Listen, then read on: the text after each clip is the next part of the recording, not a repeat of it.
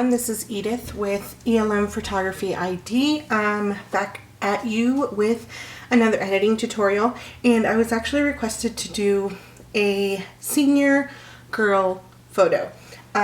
So I recently had a slew of seniors. I traveled to the Eastern Washington area, and all of the seniors from this particular high school had senior pictures due on March 1st, and I was in town February 14th, and they decided to all get them done in a span of 3 days. So I did 9 seniors in 3 days.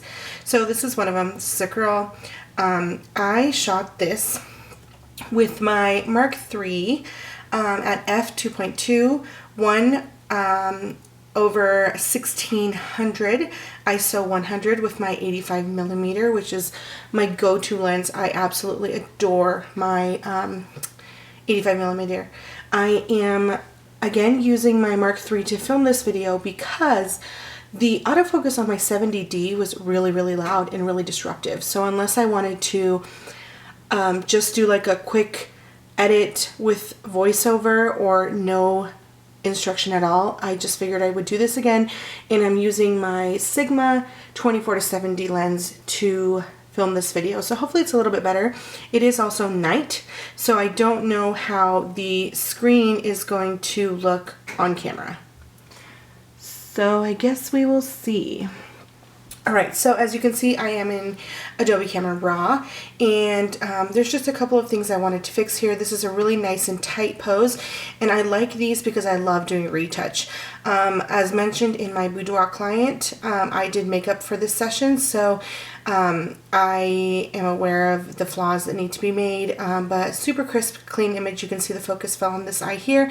You can actually see me right there. So yeah, great image. I'm really excited to do this. So let's get started. So as far as raw, I'm gonna bump the exposure just like a tad. I'm at 0.2.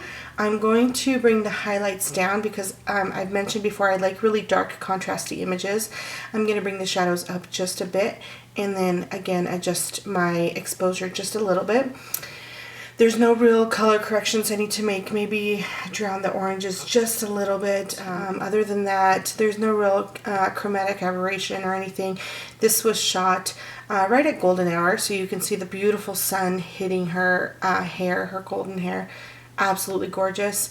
And then the enable lens profile corrections is a complete personal thing.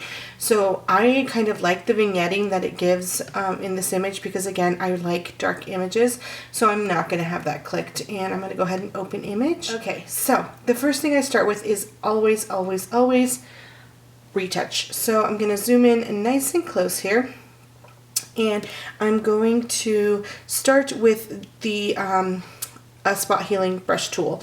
I'm going to make this nice and small. The brush is at 27, and again I'm using my Wacom Pro medium tablet, and I'm just going to go through and fix any little spots that need to be healed, just like this, kind of sporadically, nothing too crazy. We will focus on skin smoothing and all of that later. I have recently learned how to do frequency separation, but it's not something that I feel is needed on this particular client. So I'm just going to do some spot healing. Also with seniors, I feel like frequency separation can tend to look a little bit fake, and parents don't like it. So I tend to stick with frequency separation with models or conceptual work.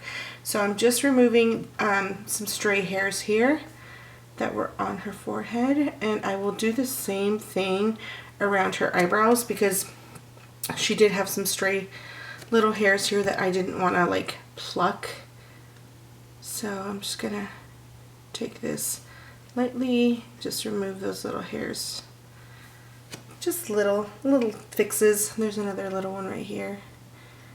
I'm not super picky when it comes to retouch work. I prefer a really natural feel to the image, as I've mentioned before. So alright, so let's focus on the lower part of the face now. We do have something going on here, some discoloration, some little acne spots. Okay, so I think as far as spot healing, that looks great. So now what I'm going to do is I'm actually going to create a new layer. I'm going to duplicate my layer, and I'm going to be doing the patch tool as I did in my other video. And I'm just going to take these little lines here, break them down, some little lines under the eyes. Again, like I said, I'm not trying to take away the look of the wrinkles. I'm just going to lower the opacity on them just a little bit so that the wrinkles aren't like the first thing you see on her. Sometimes I'll do these laugh wrinkles, but I feel like she has such a baby face that if I take those down, it'll look kind of strange. So I'm not going to do that. So this is her without the under eye wrinkles, and what I'm going to do, I mentioned this before, is I'm just going to bring the opacity down. I have it at 73, and I think I like that, so I'm going to do that. So I'm going to flatten this image because we do have that background layer. Okay, so I'm going to move into more retouch.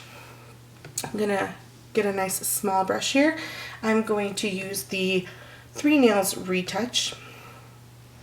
I'm going to go into the Purify Whites in the retouch section and touch up the whites of her eyes just a tad. Now I'm going to go into Iris Cash Lights. I love this one. When used tastefully, it can look really, really great. And she had really beautiful green eyes, so I'm excited to use Irish Cash Lights. I can't really speak today. I'm excited to use Irish Cash Lights because it'll bring the vibrancy back into her eyes. So you can see there, her eyes look so much better. She does have braces. She was a little bit worried about the bands in her braces, but I don't think that they cause too much of, like they don't bring the eye into me. So I am gonna take the Soften Yellows brush first. This is a new trick that I've done, and run it over the teeth to lower the opacity of the yellows first, and then go ahead with the Crest Smile brush and use it at a lower opacity. So there's that. Now I'm going to go into Crest Smile. I'm going to bring the opacity to that down because we don't want a super blaring white smile, and I'm just going to carefully go around her braces because I don't want the metal to get the brush on it, because then it'll cause more, attention to her braces, to the metal. So I'm just going to lightly, I'm also going to stay away from the bands with this brush. I don't want the bands to look any lighter. And then I'm going to hit these bottom teeth just a little bit. Okay, and so I'm going to scoot out so I can really see. Again, I don't want her smile to be super white because then it'll enhance the braces. So I think that that's good. Run this here real quick. All right, so that looks good to me. I'm going to go in with the mascara tool next. So I just went over her eyes a little bit, added some mascara, bring the depth back to her eyeshadow. So that's good. The last thing that I want to do, well, not the last thing, but I do want to do a natural skin smoother from the retouch section. Again, I'm still in 3 Nails. So I'm going to bring this brush up a little bit, and I'm going to bring the opacity down from 75 to about 50 and see how I like it. And I'm not going to go over the whole face. I'm just going to go over little spots that I feel could use a little smoothing. Be careful with this brush around the mouth and around the nose and around any wrinkles, because it really enhances and makes it look really blurry, and you don't want that. So to me, that looks great. So I'm going to come back through here, flatten my image, and then I'm going to go ahead and create a new background, another layer. I'm actually going to go over here to my little tools, and I'm going to click on the little lollipop looking tool, and I'm going to go to where it says dodge. And dodge is basically the Photoshop way of saying highlighting. I'm a makeup artist, so I put everything into makeup terms, but it's basically highlighting. So what I'm going to do is I'm going to dodge the inner corners of her eyes, anywhere where I would highlight her face. And it looks kind of crazy now, but you lower the opacity on a new level, or on a new layer, sorry. A little bit under her eyebrows, and that's with a really small brush. And then what I'm going to do is I'm going to make a bigger, softer brush. I'm going to go down the bridge of her nose a little bit, just like that. And then I'm going to go right at her Cupid's bow and right on her cheekbones. I know this looks super crazy right now, but you'll see. So right on her Cupid's bow here. So as you can see where I added those highlights. It looks really ridiculous. I'm going to bring the opacity down to where they're still there, but they're not super like in your face. So I have it at 47 right now, and I like it because you can see that brightness. If you wanted to, you could do some contouring or some burning, but I don't want to. I don't really see a need for it. So I'm going to go ahead and flatten this image. I'm going to stay in 3 Nails Retouch, and I'm going to go to Hair Contrast Shine. I really love this brush, and I'm going to bring it down to about 40%. And I'm going to get a little bit bigger of a brush. I'm going to do like I'm at 284. I'm just going to run this through her hair. I love using this brush when the sun is hitting the back of their hair because it will enhance that. So I'm just running that nicely over all of these flyaways. I don't mind them at all, not one bit. So this is what we're looking at right now. So it's turning into a beautiful, beautiful image. Okay, so I've already finished with my retouch. Now I'm going to work on everything else. To me, she doesn't need any liquify per se. I might bring in her face right here. Remember, if you're using a Wacom tablet or a tablet of any sort, to check here where it says stylus pressure, because that will make it so that your brush is kind of at the pressure that you have set it to. So that was a little bit too much. So I don't want to go too overboard. So just a little bit. You can see there I shaped her face up just a little bit. She was a little bit top heavy on this side, and so I just brought it in a hair to make her face look a little bit more slim and not so distorted almost on one side. So I've done the liquify. So now I'm going to go into my, oops, what did I open here? I'm going to go into my Innocence workflow. I love Innocence workflow.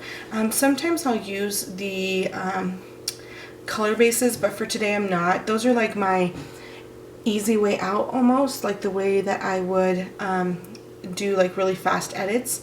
So I'm not going to do that. I'm going to go here to the earth tone brushes, and I'm going to do the warm greens brush. I love this brush in the fall and in the spring, or in the summer, sorry. And so I'm going to use it here for this one. I'm going to get a nice big brush right there, and I'm going to tone all of this. You can see it's turning it into a beautiful warm background, and that's exactly what I want. I want to warm it up a little bit, just like that. So to me, that's perfect. So what I like to do is I like to go back with a little bit of a smaller brush, and I flip the color to the color of the actual layer. So I'm going to do it black, and I'm going to make sure that I didn't get any on her face or her hair or anything like that, so that it's nice and crisp and there's no like warmth on her face, I guess.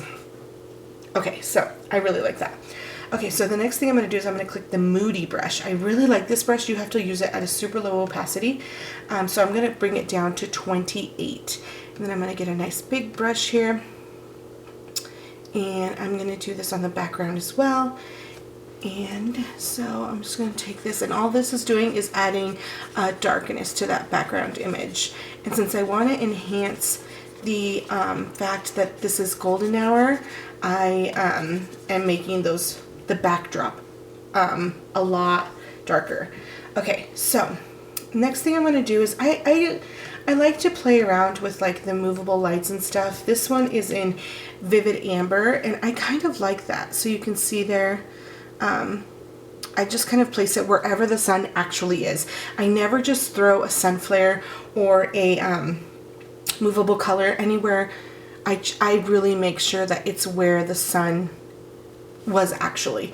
So I just did the Vivid Amber. I put it up in this corner because you can see the sun was hitting her hair from the back, and I'm gonna click OK. So I like that. I'm gonna do a little bit of corn silk too, I think, just because it's a little lighter. I'm gonna scale it from 190 to about 100, and I'm just gonna add that as a little touch right at the corner, so it brightens that amber, and then click OK. And I like that. I think it's really nice and subtle. I keep checking to make sure it's still recording. Okay, so the next thing I want to do is I want to go to Contrast Bright, and I don't actually like that very much. So I think I'm going to, actually, maybe I do. Let me check Contrast Rich. I go through, I like Contrast Rich more. Okay, but what I'm going to do is I'm going to take this brush, flip it back to black, and I'm going to move the opacity down to about 42 and brush it off her face a little bit because I'm not quite digging how it made her face look. So I brushed it off at about 60%, and the opacity of the Contrast Rich is at 35. So I like that a lot. So it's dark, it's contrasty, but her face is not. The next thing I want to do is, I feel like I'm kind of losing her face, and when I feel like the face needs a little light, I do two things. You can either go to the Helper Movable Spotlight tool, which I don't mind too much, because it does a really good job of naturally lighting up the face, and then there's Fill Flash. So you can use either or, but you can see I'm moving the light here. So I kind of like the light right there. I'm going to press OK, and it's at opacity 30. I'm going to bring it down just a hair to about 25. And then I feel like now her face is a little bit more bright and lit up. I'm going to go back to the vignettes and see which one I like. Here's Butternut. I really like Butternut. Butternut's one of my favorites. So I'm going to use that one. And I brought it from 75% down to 58. And this is exactly what I want. Like, I love this look. I'm going to go back to the movable spotlight and bring it up just a hair because I feel like she needs a little bit more light in her face. So I'm looking at about 35 now. I always make sure that the client's face does not look orange. I do not want them to look orange. And to me, she doesn't look orange. As much as I'm using really warm stuff around her, she doesn't look orange. All right, so next thing I'm going to do is sometimes I go through and I do the Create Depth brush. This is another brush that you have to use at very low opacity, but I I do like that. I just run that usually around the edges to make sure that I get that real darkness that I like. So actually I do think I like that a lot. So that was the Create Depth brush. I used it at 16% and just went around the edges, kind of like a darker vignetting. I'm a sucker for vignetting, and especially in tight shots like this, I love it. And okay, so the last thing I do is usually, sometimes I really like mattes. So this is Matte Soft Pearl, and I'm not really digging it. I mean, I like it. I think I like it like that. So that's at 16%. And I like that because it brings down the oranginess of the image a lot. So that's it. You see all my changes here after I flattened quite a bit. So now I'm going to go through and click Sharpen for Print Settle. I did this with my other image, and you can see a really great version of your photo, all nice and sharp.